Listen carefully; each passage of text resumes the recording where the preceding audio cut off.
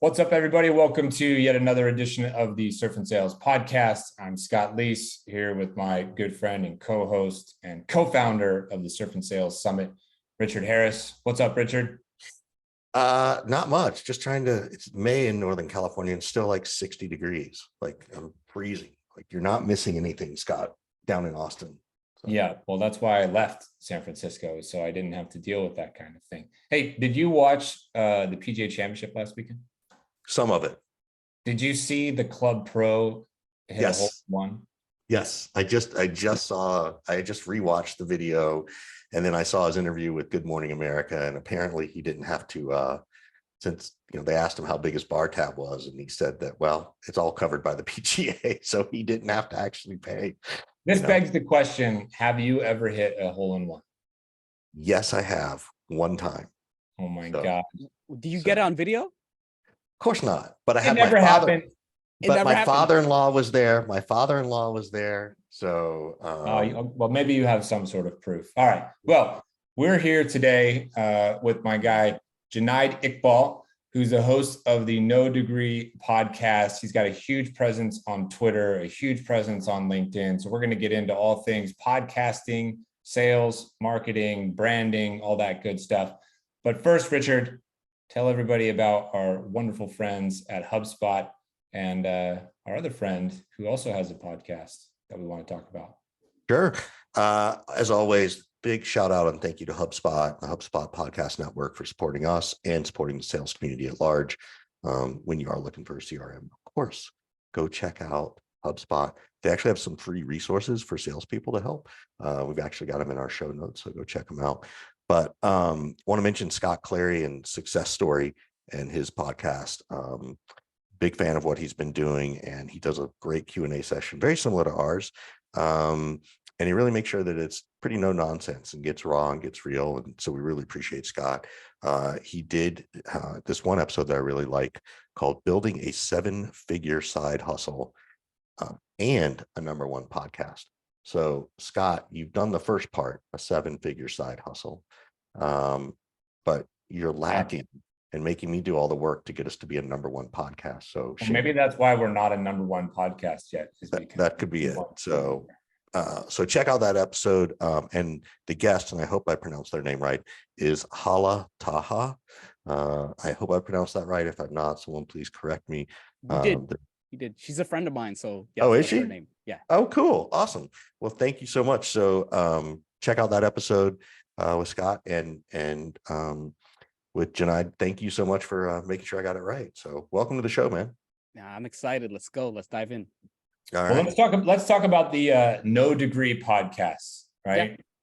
I think most people can figure out what No Degree means, but tell everybody about the name and where the kind of idea and inspiration came from. Yeah, so on the No Degree podcast, I interview people without college degrees and have them share their stories. Because what happens is there are so many careers that you can break into without a college degree, but the real juice is in how people did it. Like, how did you break into tech sales without a college degree when you were a waiter, when you worked at a restaurant, when you worked at retail? What were the steps you took? What were the resources you did? What were the mistakes you made? How would you do it differently? And I passed 150 episodes, and I've had a lot of people in sales, marketing, technology, all different types of backgrounds. And I started nodegree.com just because so many jobs historically require degrees, but it's not necessary for a lot of jobs, especially in sales. Like, I've seen some people get denied for sales roles for not having a degree. And it's like, this person has crushed their quota.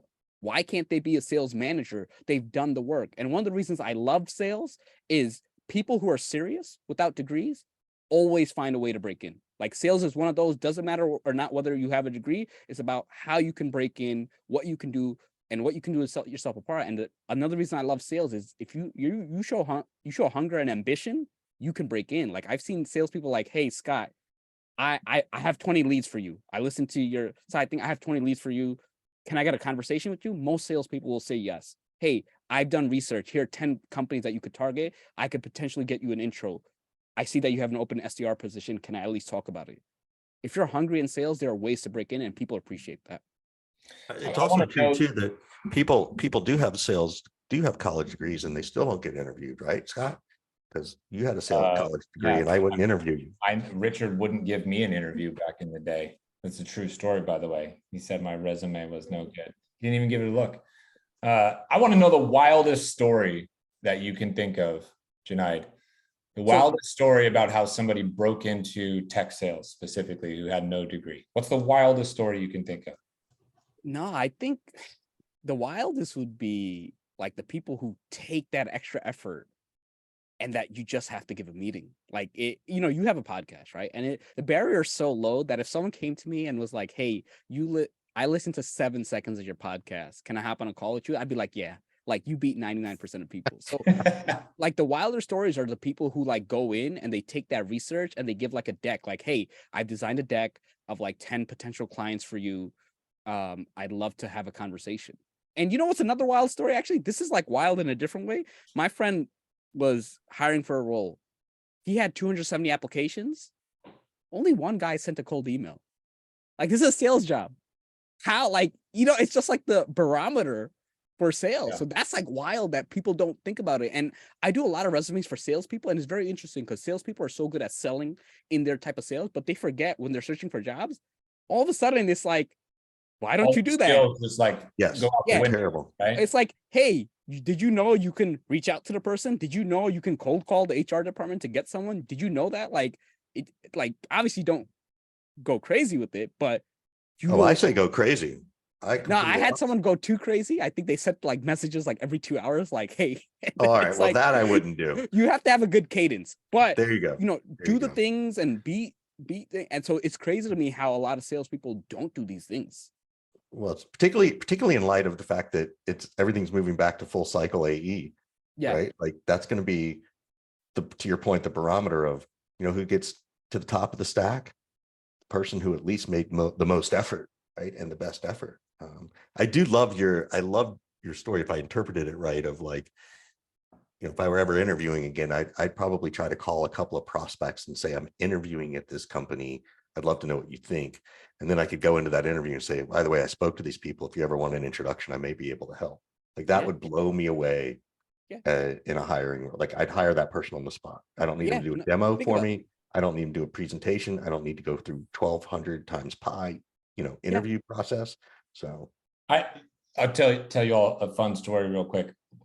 This is back in 2011. I was working as a VP of sales of this company. And this woman came in for an interview, and she had never done traditional outbound sales before, never done telephone sales, inside sales, anything like that. And we were interviewing her, and we felt like, wow, she's got pretty good potential actually. And she goes, "Can I make some phone calls?" And we were looking at her and we're like, "You mean to like real prospects or whatever?" And she's like, yeah. Let me call a few people. Do you have like a script or something like that you can give us? So we're like, fuck, all right, why not? Nobody ever asks if they can do that straight away, right? So we put her on the phone, and I swear on my kids, she closed the deal. She one call closed the deal. Small contract, transactional sales, it's like $300 a month, 12-month deal, whatever. But she closed it. That's wild. And obviously she got hired. Yeah. I tell people, be a little bold. It's like you can do these things, like, especially now, it's like being bold gets you far, right? Like imagine someone came in and was like, "Hey, I've went through demos for 3 of your competitors. Here are the insights I've gathered. I'd love to talk to you. I think your product is the best, and I'd rather work for you." Like that boldness is part, I would imagine, has got to be part of the decision and thought process for you to go all in on yourself and host a podcast. Because I wonder if somebody said to you, "Who are you to host a podcast? What do you mean? What are you gonna do with that? This is gonna be your whole business?" You know what? Right. So the podcast wasn't bold. And you know what? And I'm not as bold as other people, but I am pretty bold. So August 2018, I had a job and I quit it to do nodegree.com full time. Now I will tell a lot of people, like, I live at home. So I live at home with my parents, and that's one of the reasons I was able to do it. If I did not have it, I would not do it. I would probably have to wait longer. And I always tell people, put yourself in a position where you can make those bold decisions, right? You have to do that because there's no high risk, high reward kind of thing. I was broke for the next 15 months. So I did not make anything. And it's only when I started doing resumes that I started making money. And then before I started doing resumes, I started the podcast because I would go to networking meetings like crazy. And sometimes you end up driving like 3 to 4 hours a day. You're going to one meeting, 30 minutes, another meeting, this. And I was like, I can't work during this time. And I started listening to podcasts because I was like, you know what? I could be in NYC traffic, but I don't care if I'm listening to podcasts on sales, on marketing, on SEO. And then I was like, you know what? Why don't I start a podcast? Because I interact with these people all the time and people are asking for me for advice. I'm saying the same things over and over. I could just be like, hey, listen to episode 5. So the podcast, and let's go into like branding and sales, it's a content marketing tool for me. So there are many benefits. I get to interview lots of people. The other thing is I get to be on other podcasts. So I tried to be on a lot of podcasts in like early 2019. I sent out a lot of pitches and I customized them. I made sure I was a good fit. I got like no bites. As soon as I started a podcast, people started hitting me up. It's just like, hey, can you come on a podcast? Can you come on a podcast? Because people search up. So it was one of those things that it was just very interesting. The other thing is I charge a decent amount. Like I charge like $700 to $1,500 for like resumes, interviews, all LinkedIn prep. I spend 4 to 6 hours with my clients. I cover everything. Now, a lot of people can't afford that. And I get it. Like some people lose their jobs, all that stuff. So I tell the podcast is like, hey, you know what? Listen to my podcast. You can learn for free. Or I get some people who are still like trying to figure out. I'm like, hey, listen to this episode. It has the advice you need. And Yeah, so that's like your freemium service in a way, is like all these different podcast episodes and whatnot. And then anybody who needs, deeper work, premium stuff, that's what you're doing over there. Yeah. What have you learned after doing your podcast? Like if you were going to go back, that stupid question, but I'll ask it anyway. I love that question. Yeah, I hate it. But I'll ask it. If you were going to go back and you were going to tell yourself something about doing different on the podcast, what would you have done differently when you got started? I probably would have started with YouTube with it, because I don't have YouTube episodes for like before episode 70, because the platform I used didn't support video at the time. So I've lost out on some good video that I could use for content. The other thing that I would do is I do well, like, I get a couple $1,000s per episodes, but I want to get a lot more, right? I want to be like, top 100 in my category. And what I should have done more of was that I should have guested on other podcasts more, because the number one way to grow a podcast is to guest on other podcasts, in addition to like advertising. So I did not guest on it. So I should have been a little more specific with that. That's cool. How do you do it all? Because this is I'm asking for us, right? So we see it the same way, right? Like, so you do this thing, this is an asset. This isn't just a podcast, right? There's an audio recording, you can make clips. There's the YouTube piece, which you got to upload and you can make clips. You could take this content usually and turn it into 1,200 blog posts or LinkedIn posts. How do you do all that? Or do you have a team behind you? My head is spinning already just thinking about it. I have a team, because I show up to the podcast and then they go into the thing. I'm like, hey, I was on the podcast. They take care of the rest of it, because I tell people it's like, you have limited time and resources. Could I edit? Sure, I could learn it. Could I do all these little things? But is my time spent better at that? Like, time I spent doing that is not time that I'm. What do you do if your partner, let's say you had that and you had a partner who was fucking dirt cheap, and he wanted to hire someone to do that, but he'd only pay him like $5 a month. You fire the partner? If you can't tell, he's talking about me. Okay. So here's what I'll tell you. It's like, when I charge for my services, I'm making like 100 to 250 an hour. Time spent me not doing that and editing, when I could pay someone to $20-$30, it's a loss, right? So, and I tell people it's like, I could spend more time on other podcasts. I could spend more time growing. We get it. He just doesn't want to spend money. Like, he's just spend that money. If he didn't have kids, he'd still be eating ramen. Look, respect, but I'd be eating ramen in a castle. Is what I'd be eating. Respect. So no, I appreciate it. When did it click for you? How did you first start? Because I think this is always an interesting story. When did it click for you to monetize the podcast? How did you start to monetize it? nobody ever really talks about this, right? It sort of fell in our lap, but how did it work for you? For me, content marketing. So I get clients off the podcast, like people like, hey, you know what? I don't have a college degree. You're the no degree guy. I need to talk to you. The other thing is, I sponsor my own podcast. So I'm not sponsored by anyone. I have a resume course. So in the middle, they're like, hey, need help finding your dream job? Buy the dream career course from, hosted by me. I've done XYZ. So I sponsor myself. One of the reasons I like doing that is because then I get to see the true impact of the podcast. Because with a sponsor, you got to send them metrics. They got to say, hey, how many clicks did we get and all that. But with my own course, it just leads to that. So I get a lot of opportunity. It's hard for me to give an exact number, but I do get a lot of, like, most of my resumes are inbound. Yeah. And somehow they're finding me. Scott, I'm over here laughing out loud. Why am I laughing? Do you know why? Because I want nothing to do with like sending people analytics and clicks and all that kind of stuff. No, what I'm doing is I'm like, we're 450 episodes in, and we've never once said, by the way, if your team needs sales training, you should contact Richard. By the way, if your team needs to go to market strategy. Yes. I'm telling you, should do it. Scott Leese. We have no We've idea. never figured that out. We have no idea No. how to promote ourselves. That's what Right. You know what? There's Our nothing egos wrong are with it. so big. Our ego is Oh, so big that we think people know. Yeah, there's You know what's nothing. funny? There's nothing wrong with it. We're basically just saying we're stupid. I you know know, what's that's funny? why I'm laughing. I'm going to tell you on LinkedIn, there are people who I know, like, I didn't know you did resumes.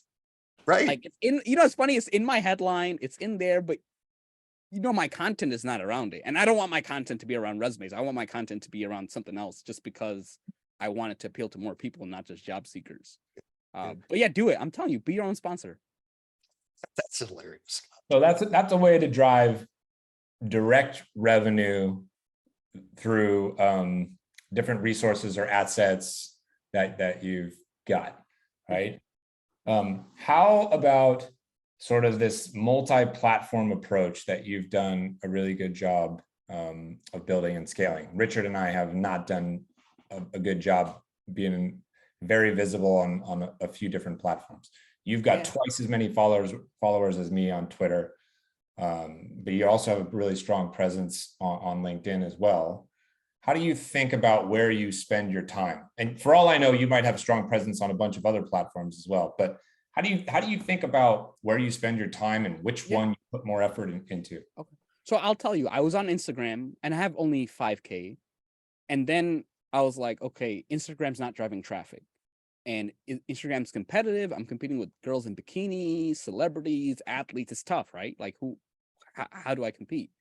So then I actually went on Quora. I was like, I can answer questions, and they see my headline. They'll see founder at nodegree.com, and they'll see my headline. But the issue is people write these damn essays on Quora. I was like, I can't compete with that.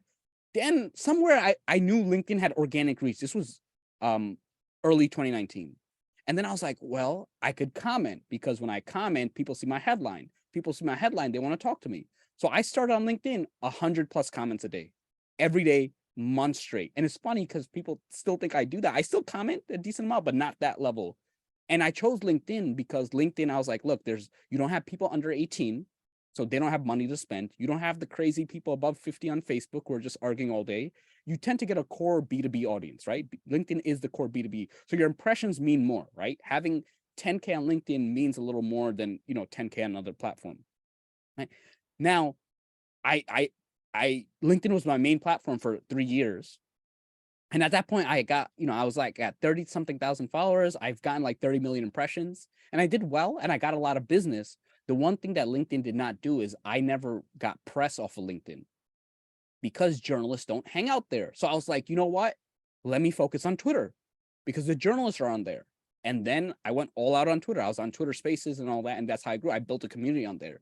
And what I will always say, for multi-platform, you need to have a main platform first, understand it, because the thing is, the first platform is the hardest. The second platform is easier, because when I started on Twitter, people were like, oh, that guy has, this LinkedIn influencer, that guy has a lot of LinkedIn followers. So I'd get on Spaces despite having only a couple hundred, because the first 1,000 on Twitter are so brutal, right? And I found that after 3,000, I started having a lot more credibility. I started getting invited a lot more.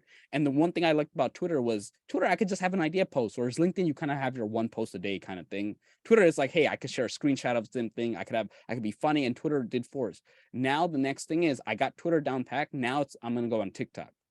And because again, I'm not paying people for this. It's me figuring out and networking. But again, and networking has helped me. I have a friend who does well on LinkedIn, Joe Lalji. He has like 180K on LinkedIn. So he's on TikTok, and he shared like, hey, how he grew. So I saw his growth and I witnessed his live. So TikTok will be next. And then after that, I'll probably do IG, YouTube Shorts. But I tend to focus on one platform at a time, because growing a platform is different than maintaining a platform. So how do you do that though? Because at some point, as Scott has always said, at some point, pick something up, you got to put something down. Like, Yeah, are you like that disciplined with your calendar? The team really helps, but I scale back on other things. So that's why I mentioned growing takes a lot more effort than maintaining. Because maintaining is like, hey, I know this, and you can repurpose your content. So it's like, here's my tweet version, here's my LinkedIn version, here's my TikTok version. So a lot of times I'll be like, hey, how do I turn this into a TikTok? So it's more about fitting it in. And I am creative, when it comes to social media, and I enjoy it. So that's why it's easier. But it's you need to have like a system and processes, just like in sales. Like, how do you scale your sales team? You need to have processes in place so that it's consistent. You need to get tools that help you with that. Yeah, it's interesting. Like my mind's going, yes, all in. And I'm like, dude, that means I'm gonna have to work 12 or 14 hours a day. I work 12 to 14 hours. I was gonna say, you don't have kids yet? No, I don't. There you go. There's yeah. the answer, Scott. Yeah. And the thing is, I'm in the building phase. So what I always tell entrepreneurs is there's a period of your life where you have to maintain an unsustainable pace for a short period of time. That's when you get the most growth, but you can't maintain it. So that's where you get the burst where you really grow and all that. So I'm in that stage where I'm doing that just to get to the point where I have that consistent revenue, and then I can pull back a little. That's good. That's really, really good. So, gotta pause for a second, give Scott a minute to think about something super smart. That's really what the pause is for. So, but actually, we're going to pause and give our thanks and gratitude to HubSpot for putting us on the HubSpot Podcast Network. By the way, to HubSpot Podcast, please get Jonaed Iqabl on your podcast network. Like, his stuff is good, and he's funny, and he's witty. So, and he's multi-platform, so that's going to help you. So HubSpot, if you're listening, do that. Again, we want to talk about HubSpot for a second. The CRM is easy for everyone to use. It's easy to integrate with Teams. It's got a ton of AI power tools now. They have a content assistant, which means you can get rid of some of those manual tasks that we hate having to do, which we've been talking about, at least from a podcast perspective. You can do things like drag and drop, and it's got about 1,300 integrations. And it doesn't just help the sales team, it does help your marketers and put everybody on the same page. So really appreciate HubSpot Podcast Network for supporting us. And please check them out. We've got a link in our show notes. And now, Scott Leese, back to you and your brilliance. Wait, I can continue that. HubSpot Academy is amazing. I recommend that for a lot of entry-level salespeople. It's like, hey, if you're trying to transition to sales, they have all those certifications, they have all the topics. Use that, and that's how you can break into sales without a college degree. So shout out to HubSpot for that. All right, that's cool. Thanks for doubling down.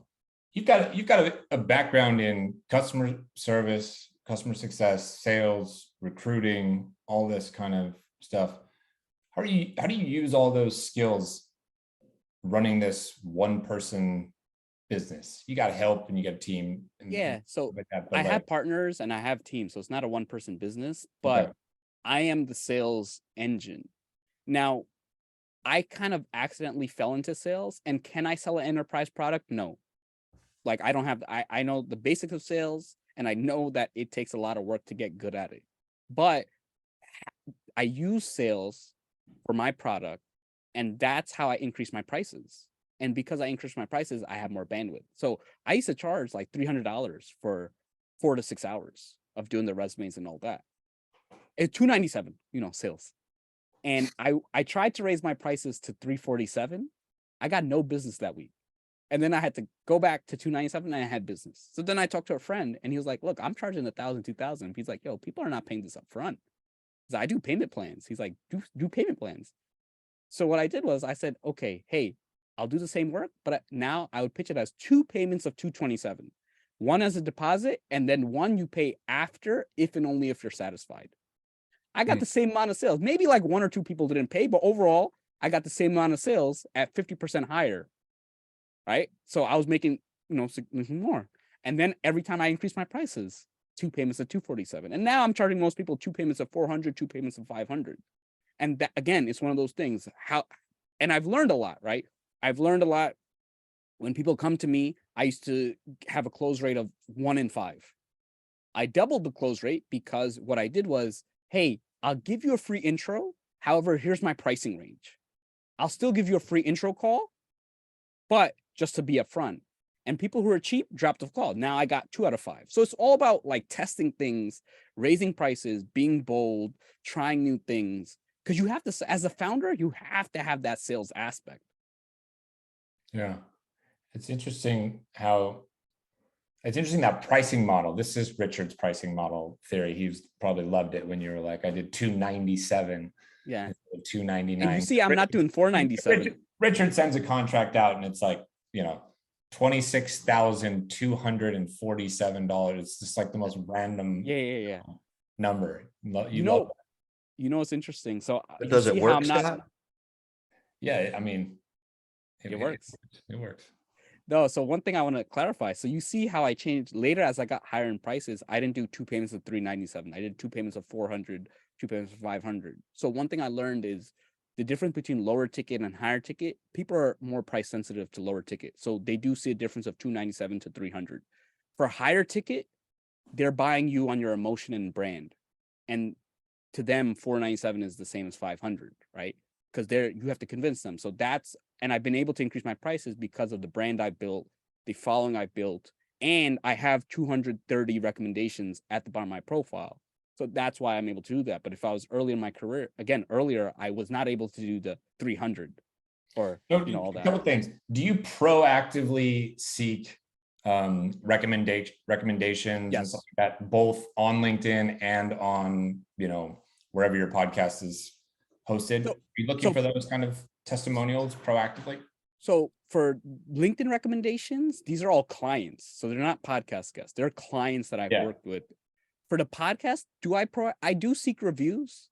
However, I don't go crazy with the reviews. I have over 100 because a lot of the algorithms don't favor, like Apple does not take that into consideration on how your podcast appears. Apple focuses on like the last 7 days of download. So it's like, I got enough, but it's like, hey, I could have 1,000 reviews. It's still not going to increase my downloads. It's just going to help someone who's going to look at it and see, should I listen to this podcast? So I haven't focused on that, but maybe, I don't know, Spotify may, because maybe it's part of the algorithm. What's the number one thing that you would advise somebody to do to increase and optimize the number of downloads that they're getting on their podcast right now? Make money and invest in advertising. I found I advertised, that was like the best thing. And I've known people who with large podcasts that they don't share it publicly, but they heavy on advertising because it's just one of those things. Because one thing about podcasts is you have to be on multiple platforms, right? Spotify, each platform has a different way of searching for podcasts, because a podcast is an RSS feed that other platforms pick up. So therefore, each platform is a little different, and it's very hard to find info on how to rank on those platforms. But advertising is the quickest and easiest way, or guesting on other podcasts. How do you advertise? I mean, I hear ads on other podcasts. You just go and you go to Spotify and Google search pods, You have to go to the smaller apps, because I have no idea how you would even get on Spotify straight. Right. I don't know if they have an account exec or how that works, but go to the smaller apps, find a contact. A lot of times talk to other podcasters like, hey, how'd you advertise? That's how I learned of advertising, right? And then they'll share with you like, hey, this one worked, this one didn't. That's cool. And then the other thing is network with other podcasters. I know promo swaps are good. Feed swaps are good. Those other podcast specific newsletters Because one of the things about podcasts is like you can't just advertise on Facebook. You have to advertise within the podcasting environments because a lot of people are not podcast listeners. So it's Right. you have to catch someone who's already a podcast listener. Yeah, you got to trying fish where the fish are. Yeah. And I've You heard gotta- TikTok is good too, apparently. LinkedIn Huh. is not good. LinkedIn and Twitter is not that good for getting actual downloads. Like I had a tweet do 250K about a podcast. It only got like 100 extra downloads. No, Scott, we've been doing it wrong for 4 years. We need to hire Jonaed for mentoring us. It So, seems like every guest we have on the show does everything better than we do. particularly on the That's how I podcast. feel. Every time I'm talking to somebody, I'm like, Jesus, I know nothing. You know what? I know nothing too, so I'm always learning. So what sort of moving towards sort of the back end of this, what do you want to ask us? What kind of questions would you like to ask us today? So 450, how do you guys keep it consistent? Because 99% of podcasts stop before 21 episodes, right? So to get to the 450, you are like a 0.1% of podcasters. Well, there we go. We're doing something right. He's boosting our ego back up a little. There we go. I feel Sales, better. it's all sales. Yeah, well done. My first answer to that is, one, I think it is easier when it is a friend and a co-host, right? Like you can motivate each other to do this, and we can, Scott, I tend to do more of the back end, and Scott tends to do more on booking, those kind of things. But that's helpful. I also think the fact that he and I we were very good friends long before this came along. It's a way for us to actually hang out. Like we don't get that, if I can assure you that if we didn't have this podcast, we would not talk every week, because that's what guys don't do. Guys don't pick up the phone need to talk to each other. Right. So I think that helps. I also think that because we created the event first and then the podcast, they sort of went together, they go together, right? And that helped. And then I think that, it's interesting, Scott, I don't know, like when we first got approached the first time for someone to sponsor us, they like, could we pay you $1,000 to, mention us on your, we're like $1,000. I mean, it didn't change our lives, but we were like, oh, fuck, we can monetize it. And I do wonder if that had never happened, would we have still kept doing it? Right. Like that's always been a challenge. And then we grew it. Like we've done really well on this year's been a little bit tougher, but we've cleared 200, 300K in sponsorships just of the podcast, not even the event. And that's serious. That's serious money, right? And just from two guys wanting to goof off. I love it. I think that's what keeps us going, and I know the friendship piece, but those are really good answers. Another thing is our networks are so large that it makes it really easy to come up with guests. Yes. If you only have a network of, I don't know, 100 people, it starts to get a little scary probably to go outside of that network, and you're like, where the hell do I find guests? Well, we've got 200,000 people between the two of us, so it's not that hard to continuously find new people that we haven't had on the show before, stuff like that, and find different topics. I certainly think the economic reasons that Richard is talking about is a big part of it.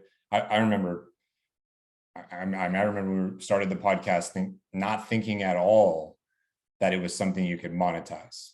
Mostly just thinking this is the lead magnet for the Surf and Sales Summit, and people will start to hear about the summit and buy tickets and go to the events.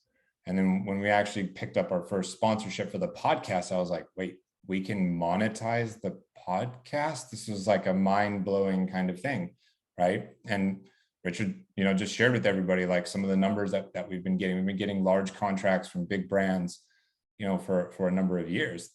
That obviously like increases the motivation to keep doing it and stay consistent with it. And I think very early on, part of our strategy was to sort of overwhelm the market with content and resources. So the very first year, we dropped 200 episodes. 200. Wow.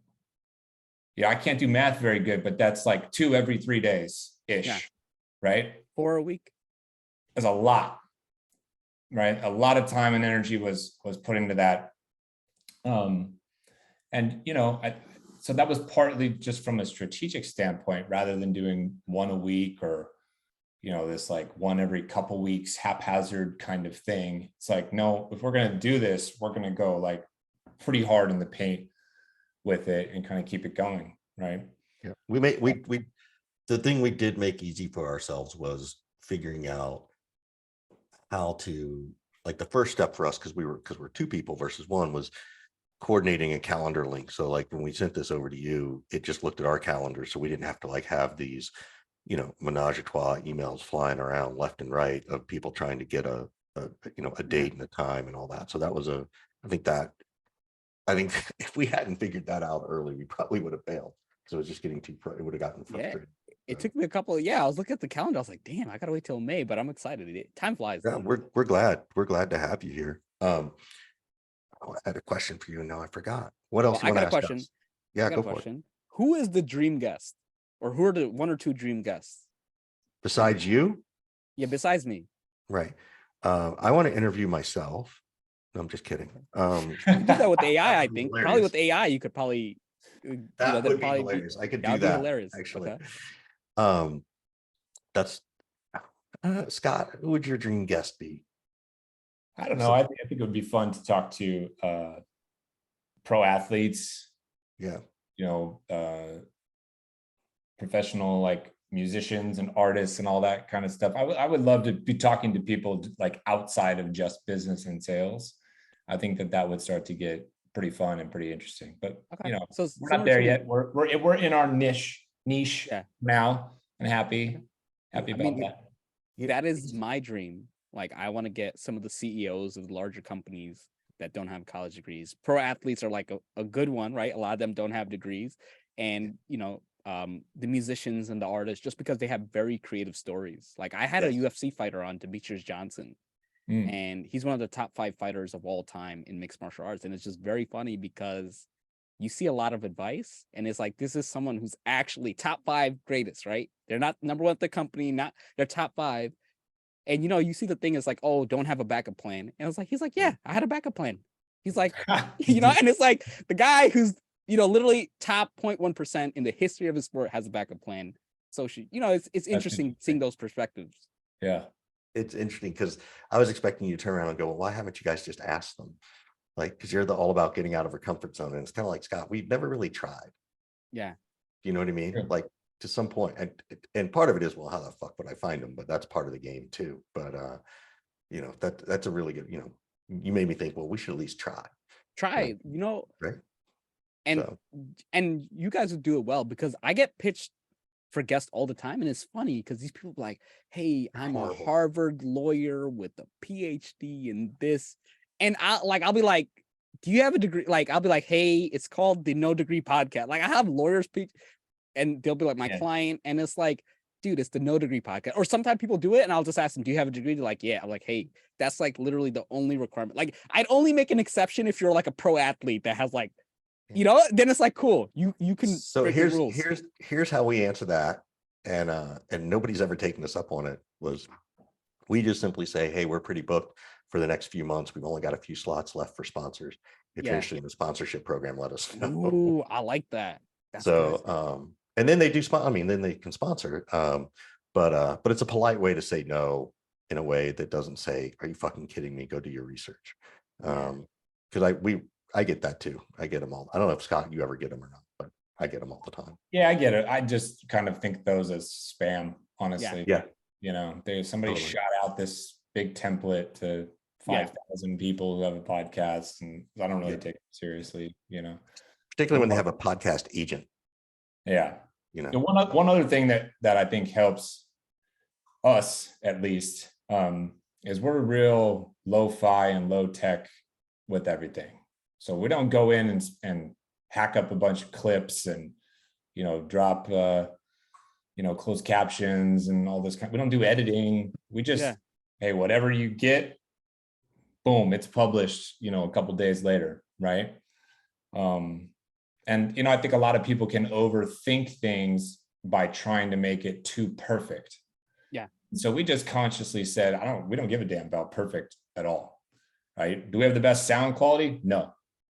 do we have the best like commercials and pre-roll, mid-roll Yes, stuff? No. we do. I disagree. Yeah, Richard does. Yeah.